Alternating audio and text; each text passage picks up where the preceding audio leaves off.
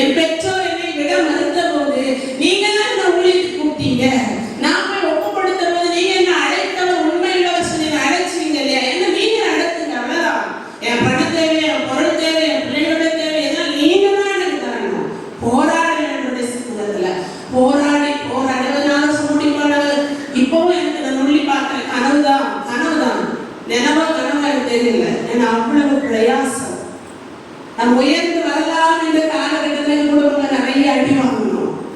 தெய்வ பிள்ளைகளே, கிறிஸ்துவுக்காக எதையெல்லாம் விட்டீர்களோ அதெல்லாம் ஆண்டவர் உங்களுக்கு தருவார். அல்லேலூயா. இதான் என்னுடைய சாட்சி.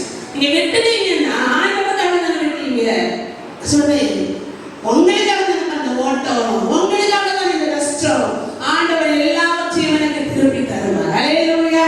அதனால கவலைப்படாது. எப்படி நாம் அர்த்தமா இருக்கலாம், எப்படி நம்ம சாட்சியா வாழலாம் என்பதை குறித்துதான் இன்னைக்கு நான் உங்களுக்கு ரெண்டு பாயிண்ட் நான் சொல்றேன். முதலாவது நான் வாசிக்கலாம். என்னாகும் புத்தகம் 24ஆம் அதிகாரம் அதனுடைய 6வது வசனம். யாக்கோபே, உன் கூடாரங்களும் இஸ்ரவேலே உன் வாசஸ்தலங்களும் எவ்வளவு அழகானவைகள். இதை யார் வந்து சொல்றா? அந்த அதிகாரத்துடைய இஸ்ரவேலை ஆசீர்வதிப்பதே. ஆமென். போதும். ஒண்ணு நல்லா புரிஞ்சுக்கோங்க. உங்களை அழைத்த ஆண்டவர் உங்களை ஆசீர்வதிக்கிறது தான் அவருக்கு பிரியம் இல்லையா?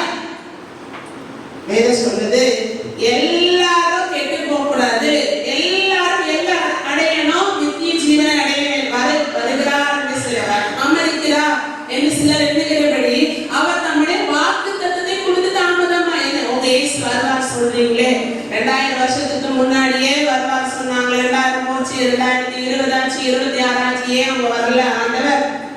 வேதம் சொல்லுது தாமதிக்கிறார் என்று சிலர் என்றாங்க, தாமதிச்சுட்டே இருக்கிறார். ஆனா யாரும் கெட்டு போக கூடாது.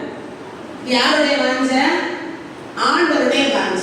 அப்படி வசனம் சொல்லுது இஸ்ரவேலை ஆசீர்வதிப்பதுதான் ஆண்டவருடைய விருப்பம், அவருக்கு பிரியம், அவருடைய இஷ்டம். என்ன பிள்ளையா பார்க்கிறார். அந்த வசனத்தை நீங்க வாசிச்சு பார்த்து கண்களை ஏறெடுத்து இஸ்ரவேல்